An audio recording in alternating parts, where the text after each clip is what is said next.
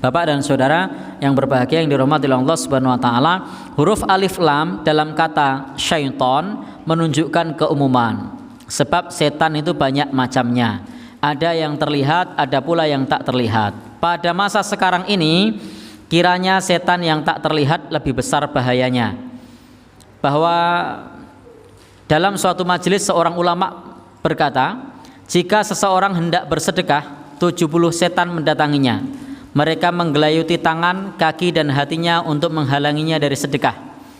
Salah satu landasannya adalah hadis yang diriwayatkan dari Buraidah. Dari Buraidah radhiyallahu anhu bahwa Rasulullah sallallahu alaihi wasallam pernah bersabda, tidaklah seseorang itu mengeluarkan sedekah sehingga terlepas darinya ikatan 70 setan. Jadi ketika kita sedekah, maka akan terlepas ikatan 70 setan. Jadi di dalam diri kita ini ketika kita bakhil, kita ini pelit, maka ada 70 ikatan.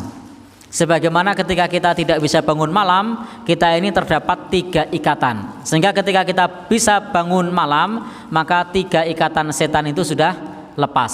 Nah, 3 ikatan setan itu sudah lepas. Nah, demikian pula ketika kita pelit, kita bakhil, tidak sedekah, maka ada ikatan setan. Ada 70 setan yang mengikat kita. Ini diriwayatkan oleh Imam Ahmad, juga Imam Tobroni, juga Ibnu Khuzaimah dalam sahihnya. Dan ini hadis ini sesuai syarat dari Bukhari Muslim. Ini sesuai syarat dari Bukhari Muslim, tapi tidak diriwayatkan oleh Imam Bukhari, tidak diriwayatkan oleh Imam Muslim. Artinya ini sesuai syarat beliau.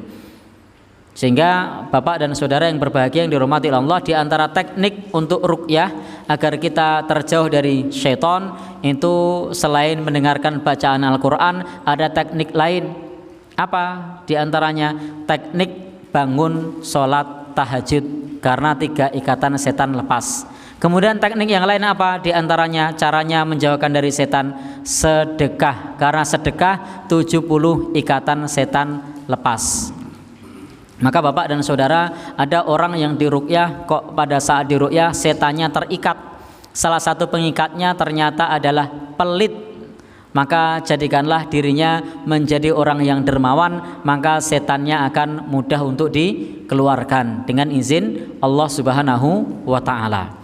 Ada orang yang dia ketika terkena gangguan setan datang ke tukang ruqyah berulang kali, datang ke ustadz, bahkan sudah terapi zikir berkali-kali, tetapi kenapa tidak sembuh-sembuh? Ternyata masih ada pengikatnya. Apa pengikatnya? Suka marah. Nah, karena marah itu al-ghadab minasyaiton. Marah itu dari setan. Maka sebelum marahnya disembuhkan, maka setannya masih terikat di sana. Demikian pula ada orang yang sudah terapi berulang kali, baca Quran berulang kali, sudah ke ustadz sampai bolak-balik. Nah, ibaratnya dari ustadz satu ke ustadz yang lain, guru ngaji satu ke guru ngaji yang lain, Quran dari surat Al-Fatihah sampai surat An-Nas sudah dia baca semua. Kenapa belum sembuh? Karena dia terikat oleh syaitan. Apa ikatannya? Suka dengki. Maka biar cepat sembuh, maka hendaknya dia putuskan ikatannya tersebut, jernihkan hatinya, jangan suka dengki.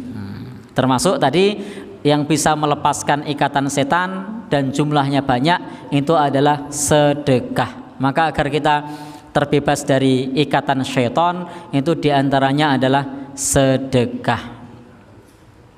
Maka Bapak dan Ibu yang berbahagia yang dirahmati oleh Allah Subhanahu wa taala, sudah pukul 9 ya. Baik, sudah pukul 9. Insyaallah kita lanjutkan di kesempatan yang lain. Ini kita baru sampai di isti'adzah atau perlindungan kepada Allah Subhanahu wa taala. Sebagai penutup, saya kutipkan satu kisah. Ini satu kisah. Suatu saat ada orang yang mendengar ceramah dari seorang ulama. Ketika dia mendengar ceramah dari seorang ulama, tidaklah sedekah itu keluar sehingga terlepas darinya 70 setan. Maka ketika seseorang mendengarnya, serta-merta ia berkata, ini diriwayatkan oleh Imam Baihaqi dari Abu Dzar. Ini mauquf. Namun kisah ini bisa kita petik satu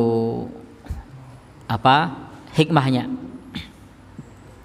Maka orang itu keluar dari masjid dan pulang, lalu mengisi karungnya dengan gandum. Jadi mengisi karungnya dengan gandum, ia ingin keluar dan menyedekahkannya. Jadi Bapak dan saudara yang berbahagia yang dirahmati oleh Allah Subhanahu wa taala, jadi dia sangat bersemangat sekali. Orang itu mengatakan, aku akan memerangi ke-70 setan itu.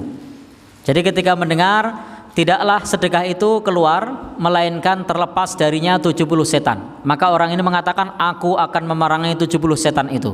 Maka dia segera keluar masjid ingin bersedekah. Dia pulang lalu mengisi karungnya dengan gandum. Ketika dia isi karungnya dengan gandum, maka ia keluar dan menyedekahkannya. Tetapi sebelum dia mensedekahkan, ketika dia membawa karung berisi gandum itu, tiba-tiba istrinya datang dan merebut kembali gandumnya. Maka dikeluarkan lagi isi dari karung tersebut, gandum tersebut. Kemudian orang itu kembali ke masjid dengan tangan hampa. Maka ulama yang tadi membawakan hadis menanyainya. Jadi tadi ceritanya ulama tadi membawakan hadis dari Imam Baihaqi yang diriwayatkan oleh Imam Abu Dzar. Lalu orang ini mendengar dan orang ini bersemangat untuk bersedekah, untuk memerangi 70 setan, dan dia mengatakan, akan aku perangi 70 setan. Lalu dia ambil gandum ingin sedekah. Ketika dia baru ingin sedekah, istrinya rebut gandumnya, tinggal karungnya. Lalu dia kembali ke masjid, bilang kepada ulamanya, dan ditanya oleh ulamanya, kenapa kembali dengan tangan hampa? Maka orang itu mengatakan, aku telah mengalahkan 70 setan, namun ibunya datang dan mengalahkanku. Nah, jadi ini orang itu mengatakan, aku mengalahkan 70 setan, namun ibunya datang dan mengalahkanku. Itulah sepenggalan kisah tentang seorang ulama yang sedang ceramah di masjid dan direspon oleh muridnya. Ternyata muridnya ini berhasil mengalahkan 70 setan, tapi dia gagal mengalahkan ibunya. Kata orang itu loh nih. Nah, baik Bapak dan saudara yang berbahagia yang dirahmati Allah, disinilah pentingnya kesepahaman antara suami dan istri. Jangan sampai kita bisa mengalahkan yang 70, tapi kita tidak bisa mengalahkan yang satu. Ya. Ini saya tidak bermaksud mengatakan begitu ya. Saya hanya mengutip cerita di sini. Jadi saya hanya mengutip cerita orang itu yang bilang, bukan saya ya. Orang itu yang bilang, bukan saya. Tidak salah tafsir nanti. Baik, demikian pembahasan kita. Mudah-mudahan bermanfaat. Insyaallah kita lanjutkan di kesempatan yang lain. Billahi taufiq wal hidayah. Wassalamualaikum warahmatullahi wabarakatuh.